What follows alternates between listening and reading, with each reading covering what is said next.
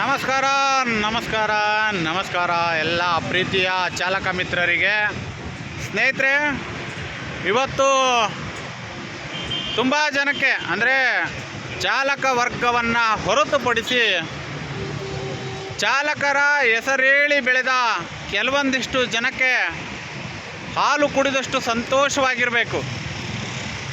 ಏಕೆಂದರೆ ಬಹಿರಂಗವಾಗಿ ಹೇಳ್ಕೊಳಕ್ಕಾಗೋದಿಲ್ವಲ್ಲ, ಆಂತರಿಕವಾಗಿ ಒಳಮಟ್ಟದಲ್ಲೇ ಒಳ್ಳೆಯ ಹಾಲನ್ನು ಕುಡಿದಿರಬೇಕು. ಬರೀ ಹಾಲನ್ನು ಕುಡಿದ್ರೆ ಒಂದಿಷ್ಟು ದೇಹಕ್ಕೆ ಕಫ ಕಟ್ಕೊಳ್ಳುತ್ತೆ. ಒಂದಿಷ್ಟು ಬಾದಾಮಿ ಪೌಡರ್ನ ಹಾಕ್ಕೊಂಡು ಶಕ್ತಿಯುತವಾಗಿ ತಾವೆಲ್ಲರೂ ಕುಡಿದ್ರೆ ಇನ್ನೂ ಸಂತೋಷವಾಗಿರ್ಬೋದು ಅಂತ ಅಂದ್ಕೊಳ್ತೀನಿ. ಏಕೆಂದರೆ ತಾವು ಬದುಕಿದರೆ ಸಾಕು, ತಮ್ಮ ಕುಟುಂಬ ಬದುಕಿದರೆ ಸಾಕು. ಬೀದಿಯಲ್ಲಿ ಬಂಡವಾಳ ಹಾಕಿದ ನಾಯಿ ಕಟ್ಕೊಂಡು ನನಗೇನಾಗಬೇಕು ಅಲ್ವಾ? ಇಂತಹ ಮನಸ್ಥಿತಿ, ಅಂಥ ಮನಸ್ಥಿತಿ ಹೊಂದಿರತಕ್ಕಂಥವ್ರಿಗೆ ಸ್ವಾಭಿಮಾನಿ ಕನ್ನಡಿಗರ ಹೆಸರು ಬಳಕೆ ಮಾಡಿಕೊಂಡು ಕೆಲವೊಂದಿಷ್ಟು ಚಾಲಕರುಗಳು ನಿಮ್ಮ ಅಣ್ಣ ಚೆನ್ನಾಗಿಟ್ರೇನಪ್ಪ ಬಾಯಿಗೆ ಸೀಮೆ ಸುಣ್ಣನ ಇವತ್ತು ಚೆನ್ನಾಗಿ ಇಕ್ಕಿಸ್ಕೊಂಡಿರ್ಬೇಕಲ್ವ ನೀವೆಲ್ಲ. ಇಡ್ತಾರೆ ನಿಮಗೇನು ಇಷ್ಟರಲ್ಲೇ ಇಷ್ಟಕ್ಕೆ ಬಿಟ್ಟರು ಅಂತ ಅಂದ್ಕೋಬೇಡಿ. ನಾನು ಮೊನ್ನೆನೂ ಕೂಡ ಹೇಳಿದ್ದೀನಿ, ನಿಮ್ಮದೆಲ್ಲ ಹಣೆ ಬರ ಕೇವಲ ಒಂದು ಬಿರಿಯಾನಿಗೆ ಅಷ್ಟೇ ನಿಮ್ಮ ಸೇಲ್ ಅಂತ ಹೇಳಿದ್ದೀನಿ. ಅದನ್ನು ಇವತ್ತು ಕೂಡ ನಿರೂಪಿಸ್ಬಿಟ್ಟಿದ್ದೀರಾ. ಚೆನ್ನಾಗೇ ಸೇಲ್ ಆಗಿರಬೇಕಲ್ವಾ?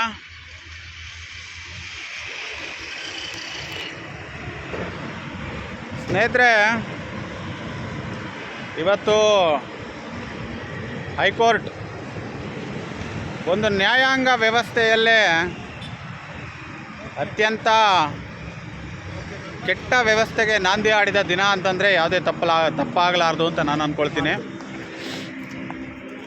ನಮಗೆ ಒಂದು ನಂಬಿಕೆ ಅನ್ನತಕ್ಕಂಥದ್ದು ಇತ್ತು. ಏಕೆಂದರೆ ಸರ್ಕಾರವೂ ಕೂಡ ಖಂಡಿತವಾಗಿಯೂ ಕೂಡ ನಾನು ಬೈಕ್ ಟ್ಯಾಕ್ಸಿಯನ್ನು ತರಲ್ಲ ಅಂಥೇಳಿ ಸ್ಟ್ಯಾಂಡ್ ಆಗಿ ನಿಂತಿತ್ತು. ಜೊತೆಗೆ 11 ಜನಗಳ ಕಮಿಟಿ ಏನು ಸರ್ಕಾರ ನಿಯೋಜನೆಯನ್ನು ಮಾಡಿತ್ತು, ಆ ಕಮಿಟಿಯು ಕೂಡ ಬೈಕ್ ಟ್ಯಾಕ್ಸಿ ಸಾರ್ವಜನಿಕರಿಗೆ ಅನುಕೂಲಕರ ಅಲ್ಲ ಅನ್ನುವಂತಹ ವರದಿಯನ್ನು ಕೊಟ್ಟ ನಂತರದಲ್ಲೂ ಕೂಡ ಇದು ಬರಲ್ಲ ಅನ್ನುವಂತಹ ಒಂದು ನಂಬಿಕೆ, ಜೊತೆಗೆ ದೇಶಕ್ಕೆ ಒಂದು ಮಾದರಿಯಾಗುವಂತಹ ಒಂದು ತೀರ್ಪನ್ನು ನಮ್ಮ ಕರ್ನಾಟಕ ಹೈಕೋರ್ಟ್ ಕೊಡುತ್ತೆ ಅನ್ನುವಂತಹ ಒಂದು ನಿರೀಕ್ಷೆಯೊಂದಿಗೆ ಇವತ್ತು ಕುತೂಹಲಕಾರಿ ದಿನವಾಗಿತ್ತು. ಆದರೆ ಇಲ್ಲಿ ನ್ಯಾಯಾಲಯದಲ್ಲಿ ನ್ಯಾಯಕ್ಕಿಂತಲೂ ಇವತ್ತಿನ ತೀರ್ಪಿನ ಫೈನಲ್ ಜಡ್ಜ್ಮೆಂಟ್ ಪೇಪರ್ಗಳ ಫೈನಲ್ ಆಗಿ ಇವತ್ತು ಸಂಜೆ ಕೈಗೆ ಸಿಕ್ಕುತ್ತೆ. ಯಾವ್ಯಾವ ವಿಚಾರಗಳನ್ನು ಅವರು ಕನ್ಸಿಡರ್ ಮಾಡಿ ಬೈಕ್ ಟ್ಯಾಕ್ಸಿಗೆ ಅನುಮತಿಯನ್ನು ಕೊಟ್ಟಿರ್ಬೋದು ಅಂತಕ್ಕಂಥದ್ದನ್ನು ಕೂಡ ನಾವು ಪರಾಮರ್ಶನೆಯನ್ನು ಮಾಡಬೇಕಾಗುತ್ತೆ. ಕೋರ್ಟ್ನ ವಿಚಾರ ಆ ಕಡೆ ಇರಲಿ, ಅದು ಬೇಡ, ಅದು ಏನು ಕೊಟ್ಟಿದೆ ಅದನ್ನು ಆಮೇಲೆ ಮುಂದೆ ನೋಡ್ಕೊಳ್ಳೋಣ. ಈಗ 2023 ಹೋರಾಟ ಆದ ನಂತರದಲ್ಲಿ ಒಂದು ಒಕ್ಕೂಟದ ನೇತೃತ್ವದೊಂದಿಗೆ ನಾವು ಹೈಕೋರ್ಟ್ನಲ್ಲಿ ಕೇಸನ್ನು ಅಪೀಲ್ ಮಾಡಿದಂಥ ಸಂದರ್ಭದಲ್ಲಿ ಸಿಂಗಲ್ ಬೆಂಚಲ್ಲಿ ನಾವು ಗೆಲ್ತೀವಿ, ಆದರೆ ಡಬಲ್ ಬೆಂಚಲ್ಲಿ ಯಾಕೆ ಗೆಲ್ಲಲ್ಲ ಅಂತಕ್ಕಂಥದ್ದೊಂದು ದೊಡ್ಡ ಪ್ರಶ್ನೆ ನಮ್ಮನ್ನು ಈಗಲೂ ಕೂಡ ಕಾಡ್ತಾ ಇದೆ.